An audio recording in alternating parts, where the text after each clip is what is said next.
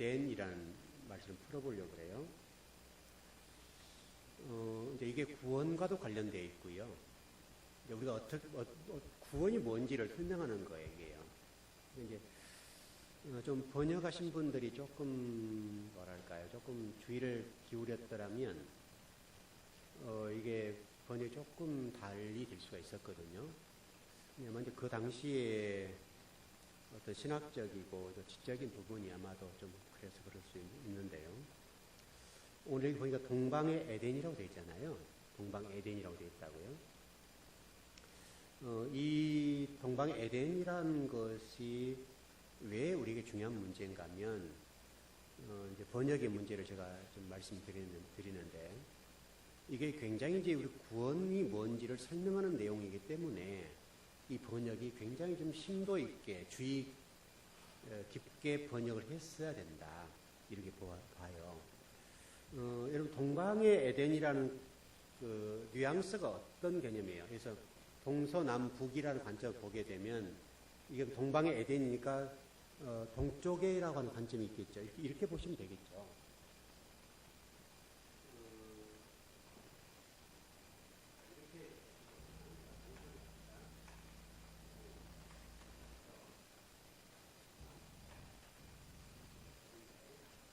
동방의 에덴이라고 했잖아요. 동방의 에덴이라고 했기 때문에 이 동쪽과 아주 밀접한 관계가 있다라는 것을 얘기를 하는 거예요. 이게 성경이 이제 이렇게 번역이 된 것이 상당히 우리에게 이제 주목할 문제예요. 그래서 이 동방의 에덴이라고 되어 있는데 번역을 이제 그렇게 했는데요. 이게 성경을 이제 통전적으로 이해하고 깨닫지 못하면 동방의 에덴이라는 관점이 동쪽에 에덴이 있다 이렇게 이해한단 말이에요. 뉘앙스가. 여러분 그러잖아요. 그런데 이게 이제 좀 그렇게 보면 상당히 문제가 발생해요. 왜 문제가 발생하냐면 여러분 성경을 한번 찾아보죠. 4장 16절이네요. 창세기 4장 16절이에요.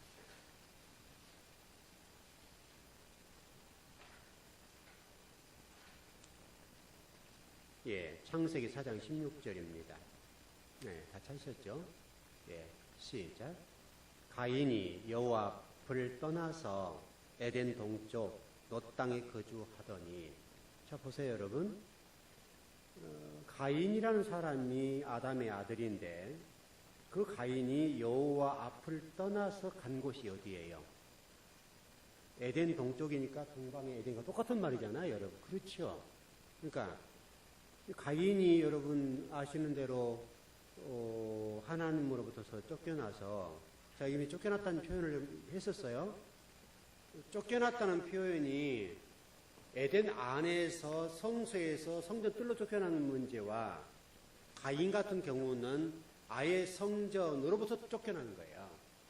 다른 의미예요. 그러니까 아담은 성소에서 말씀을 먹고 지성소로 올라가야 되는 문제인데 그러니까 왜냐하면 아담이라는 사람은 제사장이라고 했잖아요, 여러분. 제사장의 역할을 하는 사람이기 때문에 말씀을 가지고 위로 올라갔어야 되는데 그러지 못하니까 당시 비가 내리자 경작이 할 수가 없었기 때문에 아담은 말씀을 먹지 못해서 성전으로 떨어졌단 말이에요. 근데 그거를 성경에서는 에덴에 쫓겨났다, 추방됐다는 개념을 이해하는데 추방된 건 아니에요. 바로 에덴 동산 안에 거주한 것 뿐이에요. 그러니까 거주는 했으나 성소와 지성소에 거주를 못한 거예요. 이해되셨죠, 여러분? 이제 그렇게 보면 아담은 그러니까 지금 구원 밖으로 쫓겨난 게 아니잖아요. 하나님의 구원사로부터 단절된 사람이 아니란 말이에요. 근데 가인은 어떤 사람인가 하면 하나님의 구원사로부터 단절된 사람이에요. 마치 이게 바벨론 같다고 블레셋과 바벨론과 같은 그런 위에 사람으로 취급하면 딱 맞아요. 그런데 오늘 성경은 우리가 8절에서 어떻게 되는가 하면 동방의 에덴이라고 되어 있다 이 말이죠. 그러면 에덴이라는 이 하나님이 거하시는 땅이 또 하나님의 성전과 성막이라고 하는 이곳이 지금 동쪽에 있다라고 얘기를 해버리면 가인이 지금 하나님으로부터 쫓겨나서 여호와 앞을 떠나서 에덴 동쪽 갔다는 말과 이게 대립이 생기는 거죠. 이해하시죠? 무슨 말씀인지? 하나님을 떠나서 이쪽으로 갔는데 하나님 여기 계신다고 하면 떠날 이유가 없잖아요. 그렇잖아요? 근데 지금 성경은 동방의 에덴이라고 되어버리니까 그럼 이게 하나님이 거하신 장소가 되어버린단 말이에요. 그런 문제가 생기는 거죠. 여러분 무슨 얘기인지 알겠죠? 성경에서 지금 얘기하고 있는 뉘앙스가 굉장히 지금 다른 거예요. 그러니까 이 지금 뭐랄까요?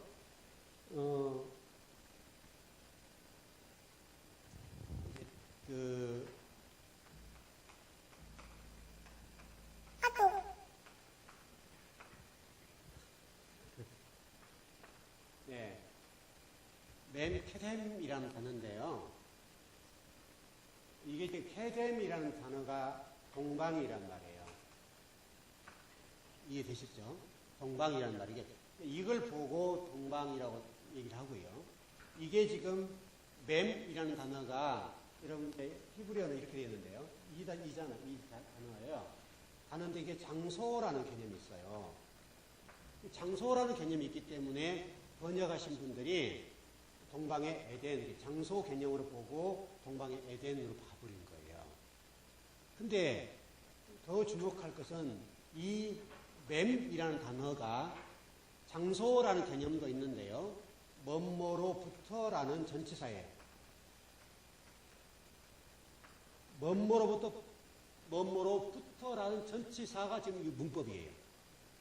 지금 8절에 나와 있는 동방의 에덴이라는 특별히 맴케뎀이라는 단어의 문법은요, 전치사예요. 전치사니까 뭐뭐로부터예요. 다시 설명하면 무슨 얘기냐면 지금 동쪽으로부터서 이렇게 왔다는 말이에요. 이해되시나요? 이 구원이 뭐냐?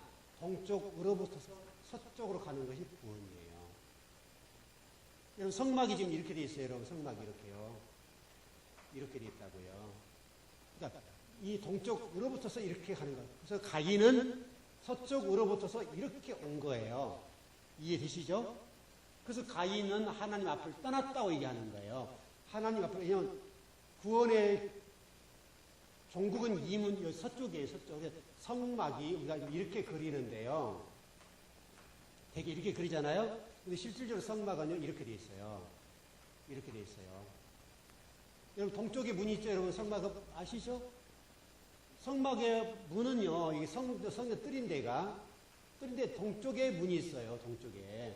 동쪽으로 돌아서 서쪽으로 가는 거예요. 이게 성막의 구조예요.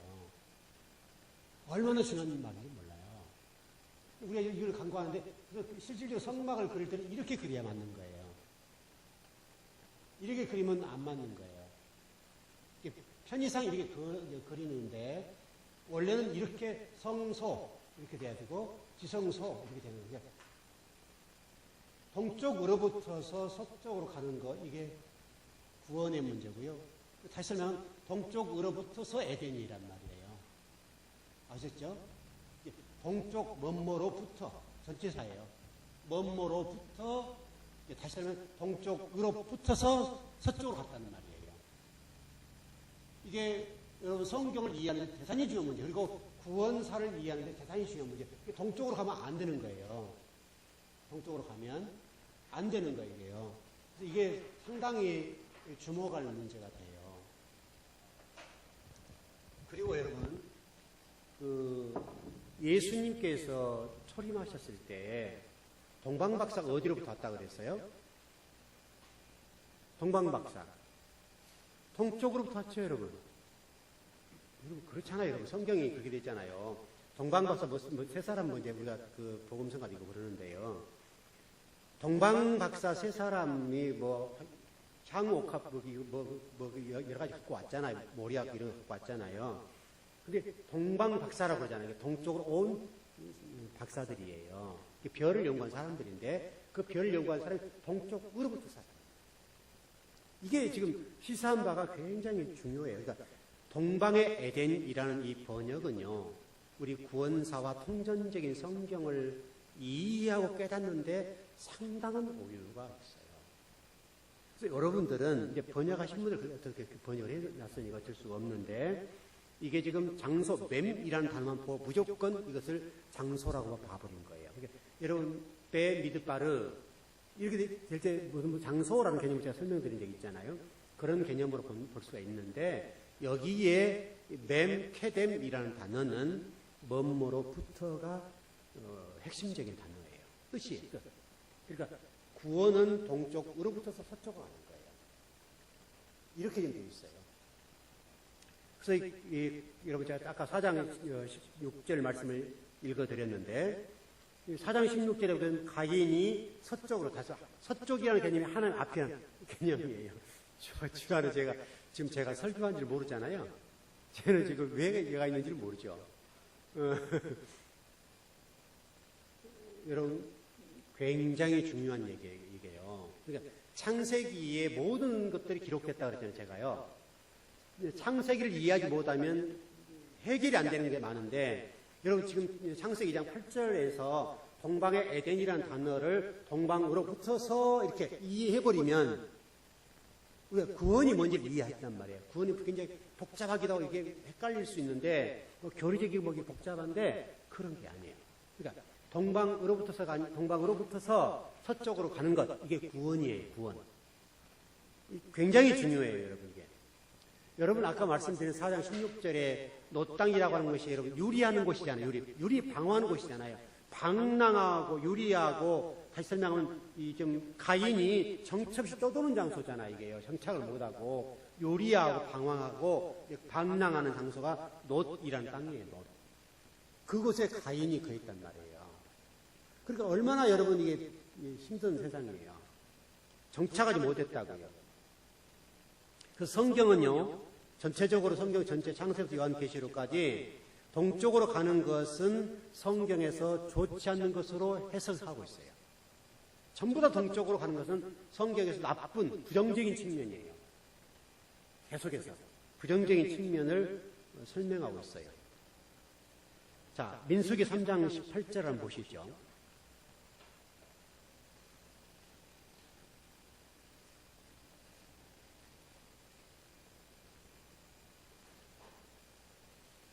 제가 성막 아까 좀 그려드렸는데 그 성막 그림을 보여주는 그 장면이에요. 민수기 3장 18절입니다. 예, 같이 한번 시작. 성막 앞 아니에요? 민수기 아니에요? 아, 잘못이네. 출애굽기인가? 잠깐만요. 3장 출애굽기 3장은 아닌데 민수기 아니에요? 제가 잘못 들었나요?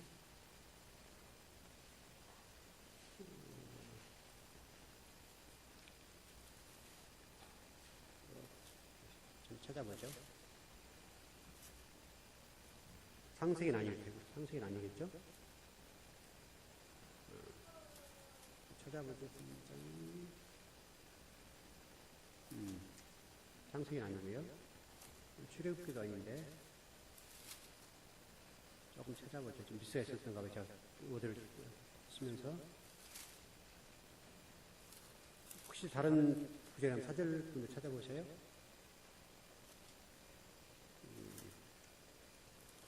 출애굽기, 레위기.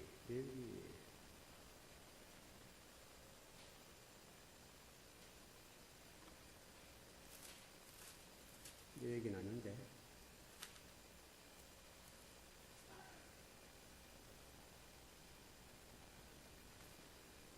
민수기 그럼 13장이나요?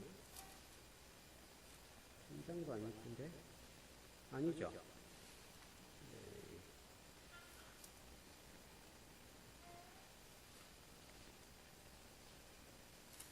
제가 잘못 기록했는 것 같아요. 아닌데. 신명기도 아닌데. 혹시 인터넷 좀 보신 분들 한번 찾아보세요. 성막 동쪽이라고 하는 것이 나올 텐데. 네. 항상 뒤에 확인을 해서 해놓는데, 여기 확인이 안 되어 있네요.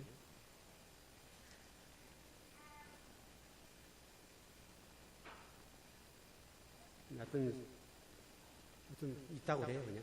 있다고 넘어가자고요. 괜히 시간만 하니까.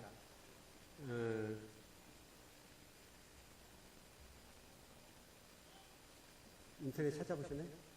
성막 앞 동쪽 앞, 동쪽 해막 앞 해돋는 쪽에는 이렇게 돼 있어요. 인터넷 나올 텐데.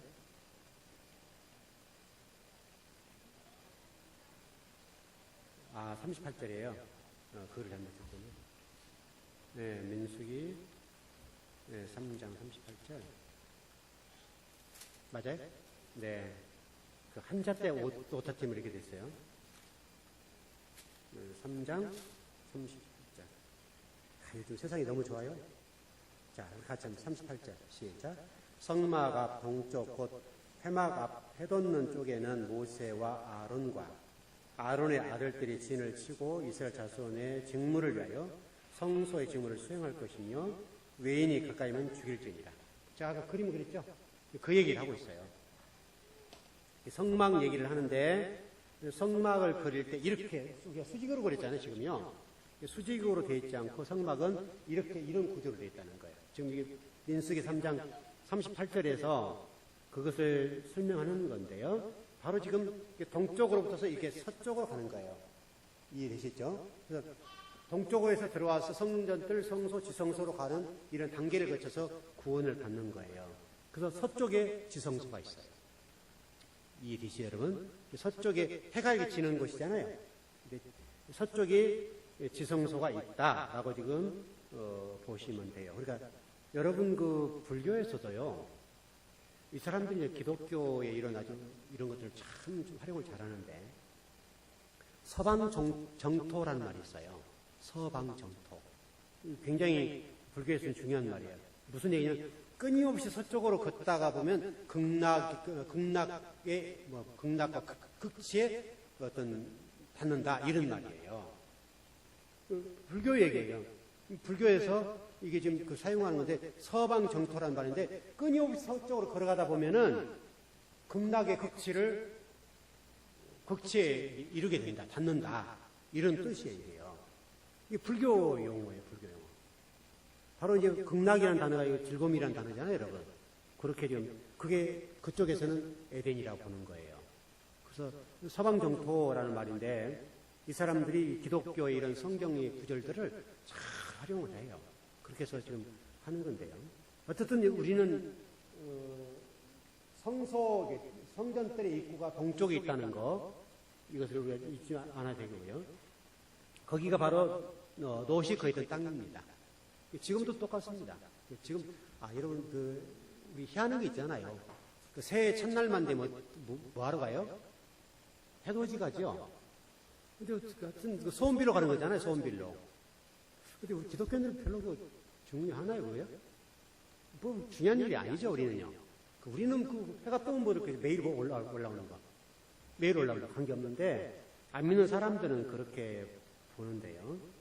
이제 그런 것과도 어떻게 보면 이제 조금 다른 뉘앙스이긴 합니다만은, 예, 그렇게 돼요. 또 하나 보세요. 여러분 뭐예요?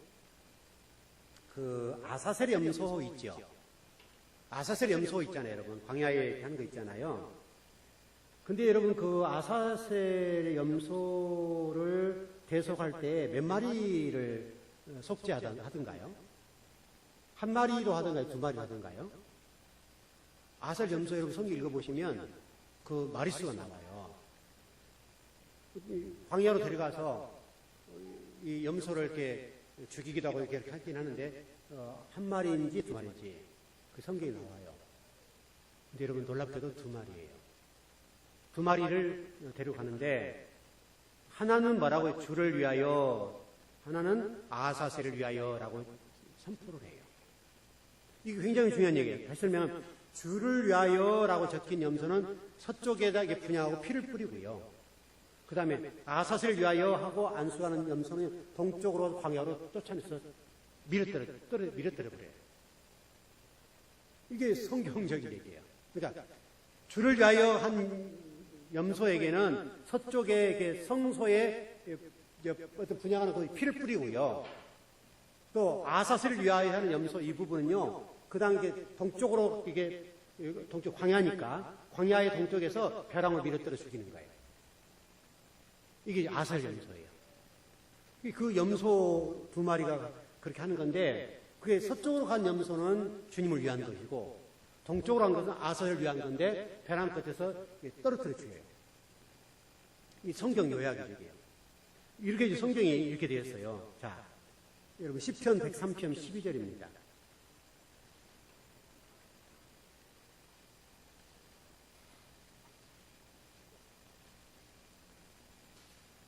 구원사를 설명하는 개념인데요. 성전 개념이기도 하고요.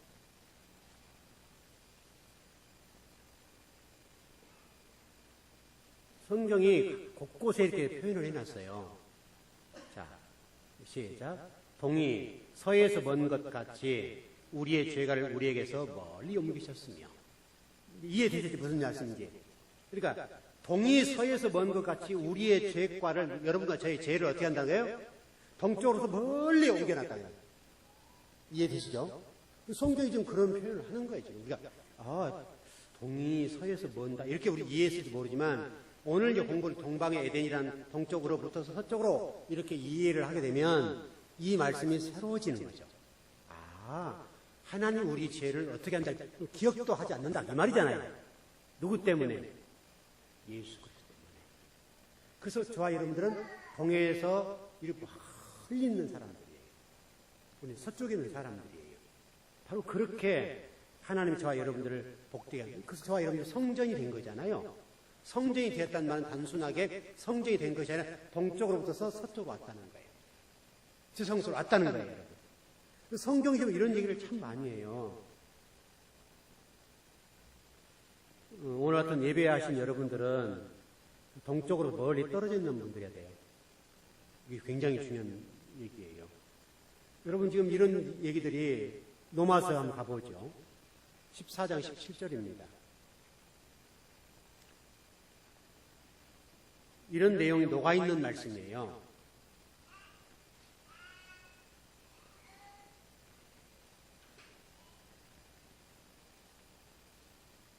에덴 동산이 어떤 하나님의 어떤 무언가를 설명하는 건데요. 로마서 14장 17절입니다.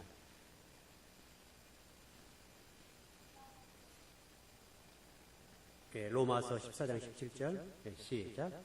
하나님의 나라는 먹는 것과 마시는 것이 아니요 오직 성령 안에 있는 의와 평강과 희락이라. 여러분 여기 희락이라는 말이 기쁨이란 말이 즐거움이란 말이고 에덴이란 말이잖아요. 그렇죠? 그러니까 지금 이 에덴이라고 하는 것 어떤 곳인가를 설명하는 건데 성령 안에 있는 의와 평강과 희락의 나라 곧 이게 뭐냐면 하나님 나라라는 거예요. 에덴이 뭐냐? 에덴이라는 것을 통해서 하나님 말씀한 게 뭐냐? 하나님 나라가 어떤 곳이냐 이거예요. 의와 평강과 희락이 있는 장소가 그곳이 하나님 나라예요. 의와 평강과 희락이 있는 그것이 하나님의 나라다. 이렇게 설명. 여러분 그게 에덴 동산이에요. 그게 에덴이라는 거예요. 에덴. 그래서 에덴을 해보고자 하는 얘기를 많이 하잖아요. 우리가요. 에덴을 해보고자 하는 얘기를 하는 건데 바로 하나님 나라의 모형으로서 에덴을 딱 설명하는 거예요. 에덴은 단순하게 어떤 장소적인 개념이 아니에요, 여러분. 자꾸 제가 지난 수요일 말씀드렸던 것처럼 그동안에 우리들이 에덴이라는 동산을 장소적인 개념으로 이해하고 그것을 자꾸 동경하고 찾으려고 얘를 쓴 거죠. 근데 우리는 그럴 필요가 없어요. 여러분과 저 안에 진리 말씀을 거하면 되는 거, 하나님 거하시면 되는 거예요. 그게 에덴인 거예요. 왜냐? 의와 평강과 희락이 우리에 거하고 여러분이 하나님 나라 백성으로서 진리 안에서 구별된 백성이 되면 곧 그게 하나님 나라인 거예요. 바로 그 성도에 뭐가 있다는 거예요? 의와 평강과 희락이 있다. 여러분 보세요. 그 집사람이 이번에 일 좀 많이 힘들게 했는데요. 가서 계속 하는 얘기가 무슨 얘기냐면 너무 좋아. 그 얘기를 많이 했어요. 몸은 힘든데 굉장히 희락이 있는 거죠. 기쁨이 있는 거죠. 여러분 그게 천국이에요. 바로 에덴 상태가 뭐냐면 어떻게 돼야 되는가 설명하는 건데 의와 평강과 희락의 상태가 되어야 여러분과 제가 하나님의 백성이고 성전이에요. 여러분 기쁘셔야 돼요. 신앙생활하게 진리가 너희를 자유케 하리라. 그랬죠. 진리가 거하고 예수 그리스도가 여러분 호주가 되고 주인이 되시면 우리는요 즐거워요. 가진 거 많지 않아도 행복해요. 여러분 많이 가져야 행복한 그렇게 생각하는데 그렇지도 않아요. 정말 여러분과 저 속에 진리가 거하면 행복해요. 기뻐요. 그 얘기예요. 바로 이 에덴이라고 하는 것이 그런 장소고요.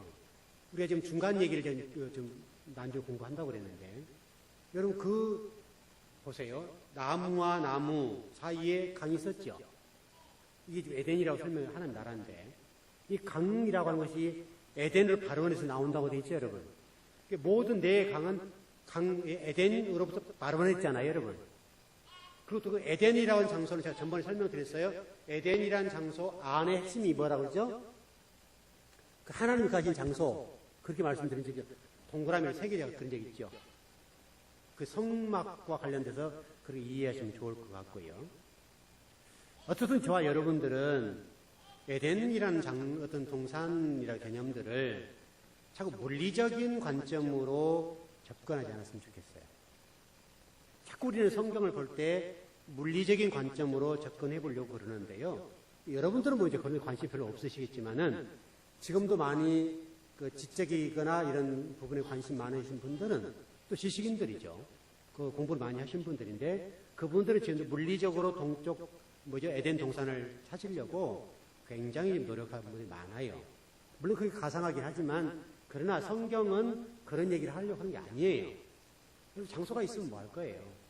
여러분 노아 홍수 때 물론 이제 그 과학적인 여러 가지 데이터가 필요하고 그렇습니다만은 어떤 노아 홍수의 사건이 어디 가서 배가 멈춘 장소 어딘가 아라랏산이라고 그랬잖아요. 아라랏산이 도대체 어디야? 여러분 찾고 다니는 분이 계세요. 그건 그렇게 중요한 문제가 아니에요. 그런 중요한 문제가 아니에요. 어쨌든 정리해보면 동방의 에덴이라는 것은 저와 여러분이 구원이 뭐며 하나님 나라가 무엇이며 저와 여러분이 무엇을 향해 가고 있는지를 설명하는 거예요. 그러니까 저와 여러분이 구원을 너무 복잡하게 생각하지 마세요. 구원은 동쪽에서 서쪽으로 가는 거예요. 물론 예수님을 믿으면 그렇게 되는 거고요. 그 안에 예수님을 딱 집어넣으면 되는 거죠. 그러니까 창세기 2장 8절식으로만 설명하자면 동쪽으로부터 서쪽으로 가는 것을 구원이라고 해요. 여러분 성경의 구원의 문제가 다양한 각도로 나와요. 또 물론 영혼의 구원뿐만 아니라 그 구원의 문제에 있어서는 다양합니다. 건강의 구원, 물질의 구원, 자녀의 구원, 문제 해결의 구원. 여러분이 가지고 있는 어떤 문제들이 있으면 평안하지 않잖아요. 평안하지 않는데 그 평안하지 않는 것으로부터서 해방되는 것, 이게 구원이에요, 여러분. 그 어떤 딱 나를 올가매고 있거나 힘들게 하는 어떤 그 무엇이 있는데 그것으로부터 딱 나오는 상태. 그걸 구원이라고 해요. 그래서 여러분, 그래서 예수님께서 초림하셔서 하신 사역을 보세요. 병자를 찾아가시고 가난한 자와 고아와 과부들을 찾아가시고 또 정말 어려움 당한 사람을 찾아가서 병을 고쳐주시고 위로해 주시고 격려해 주시고 그들에게 품어주시고 그랬잖아요. 그 일들이 굉장히 큰 일이죠. 굉장히 큰 일이고 그 사람들의 구원이에요. 예를 들어서 여러분 뭐예요? 돈이 지금 없어서 밥 한 끼 못 먹는 사람이 있을 수 있잖아요, 여러분. 그분에게 밥 한 끼 먹을 수 있는 돈은 그분에게 구원인 거예요. 맞죠? 구원이에요, 여러분. 힘들어요. 여러분 밥 한 끼 먹는 게 쉽지 않아요. 쉽지 않는데 물론 이제 젊은 사람들이 일하지 않고 그렇게 하는 것은 좋지 않고요. 우리 사탁에도 많이 올라오거든요. 많이 올라오는데 제가 이렇게 이제 모니터라고 하죠, 그 안에 그걸 보는데요. 젊은 사람인 경우는 제가 나가서 얘기는 하는데 거의 젊은 사람에게는 와서 좀 식사 비용 달라고 하고 또 뭐 차비 달라고 오거든요. 뭐 어디 간다는 얘기를 많이 하더라고요, 사람들은. 뭐 어디 강릉 가야 된다, 뭐 목포 가야 된다, 그러니 차비 좀 주세요. 이렇게 얘기 많이 하거든요. 그런데 제가 젊은 사람들에 한해서는 되도록이면 안 주려고 그래요. 연세가 드신 분들은 드려요. 젊은 사람들이 배가 고파서 오는 경우가 있을 수 있잖아요. 그러면 제가 밥 드릴까요? 그래요. 아니 근데 밥은 안 먹는다 그래 또요. 배가 고프다 했는데도 밥을 안 먹고 싶어 해요. 이게 참 희한한 건 돈 달라는 얘기거든요. 하여튼 별 사람들이 많이 오는데 그 사람들 입장에서는 먼저 간절하겠죠. 물론 이제 정신적인 문제가 있을 수 있고 의존적인 부분이 있기 때문에 그런 부분이 있는데요. 그 사람들은 오히려 도와주는 것이 제가 옳은지는 모르겠으나 정말 도와주는 것이 정말 도와주는 것인가 그런 생각이 들어요. 그래서 어떤 경우는 저하고 들어가서 얘기도 한 적이 있어요. 몇 분에게 얘기도 한 적이 있는데 제가 봉투에다 돈을 넣어서 드리면서 그래서 여기에 마지막이었으면 좋겠다. 마지막이었으면 좋겠다. 젊으신 분이고 그러니까 되도록이면 누구 의지하지 말고 노동의 대가를 통해서 먹고 살아라. 그게 굉장히 건강하고 좋은 것이다. 얘기를 해요. 그러면 또 그분이 받아 적어요. 다시는 목사님 안 오겠습니다. 이제 그렇게 하고 적어요. 그런데 그분이 또 오더라고요. 이제 이 정신의 문제예요. 의존적이 돼버리면 안 돼요. 그러니까 그런 경우들은 도와준 것이 정말 좋은 것인가 나쁜 것은 모르겠지만 저는 기준이 젊은 분들에 한해서는 되도록 안 도와드리는 것이 제 입장이에요. 이게 여기서만 그랬던 것이 아니라 자양도 목회할 때도 그때는 우리 교회에서요. 뭐랄까 좀 어르신들이 교회에 다니면서 이렇게 천 원씩 받아가거든요. 그런 분들이 순회하는 분들이에요. 그분들은요. 교회마다 돈을 주는 교회가 있잖아요. 주는 교회를 알아가지고 막 뛰어다니면서 가요. 그 예배 시간 맞춰서. 1,000원씩을 드렸더니 한 분이 받아가고 두 분 받아가더니 나중에는 감당이 안 돼요. 소문이 나가지고 계속 연달아 달고 와요. 나중에는 식사는 드리겠다. 식사는 드리는데 여러분들이 이렇게 하기 때문에 돈을 못 드린다. 왜냐하면 이게 감당이 안 될 정도로 와버려요. 혼자만 먹고 그러면 괜찮잖아요. 그분들은 이렇게 또 이렇게 네트워크가 잘 되어 가셔가지고 이 사람처럼 다 데리고 오더라고요. 그래가지고 나중에는 이게 너무 막 벅차요. 그래서 못 드렸는데 그런 경우가 있습니다. 그러니까 그런 거예요. 여튼 구원이라는 문제는 다양할 수 있다라고 지금 볼 수 있어요. 자, 그 다음에 하나, 이제 시간이, 하나만 더 정리하죠. 오늘 본문에 아마 그런 본문이었습니까? 볼까요? 8절이었었죠? 보죠. 재밌는 단어가 있습니다.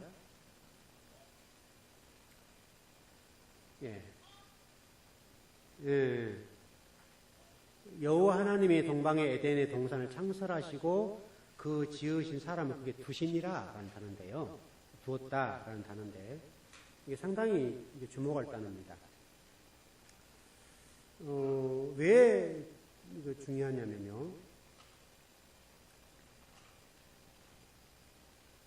이게 두었다 라는 얘기인데 이게 실질적으로 지금 이 단어를 보게 되면 심었다는 표현이 더 옳아요. 두다라는 단어 개념보다는 심었다. 이 굉장히 중요한데 다시 설명하면 심었다 또는 세우다, 임명하다는 뜻이에요. 세우다, 임명하다, 심었다. 이 표현이에요. 그러니까 두다라는 단어는 그냥 이렇게 노는 거잖아요. 그런 의미가, 예를 들어서 제가 이렇게 마이크를 들고 있다, 이렇게 노는 거죠. 이렇게 두는 거죠. 이런 개념보다는 정확한 뜻이 뭐냐면, 임명하다, 세우다. 무슨 얘기인지 알겠어요, 여러분? 무슨 얘기 하려고 이렇게 말씀을 드리냐면, 이 얘기, 이렇게 좀 제가 얘기를 해볼게요. 하나님께서 아담에게 이렇게 말씀하세요. 이놈아, 여기 살아라. 이런 개념이 아니라, 아담을 하나님께서 제사장으로 임명하신 장면이라는 거예요. 두다라는 표현이 이렇게 물건을 두는 개념이 아니라 하나님이 아담을 그곳에 제사장으로 임명해서 이렇게 둡니다. 그 자리로 이렇게 일하도록 하나님 나라와 의를 위해서 일하도록 그렇게 하는 단어인데 이게 숨이라는 히브리어예요. 숨. 자, 하나 찾아볼게요. 용례를 찾아보면 알 거예요. 사무엘하 17장 25절입니다. 여기까지 하고 마칠게요.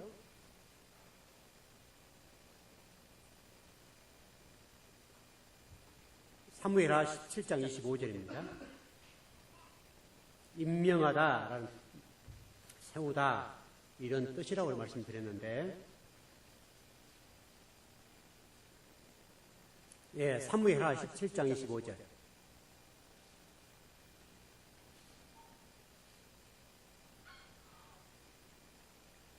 예, 찾으셨습니까? 예, 천천히 찾아보시죠. 사무엘하 17장 25절입니다.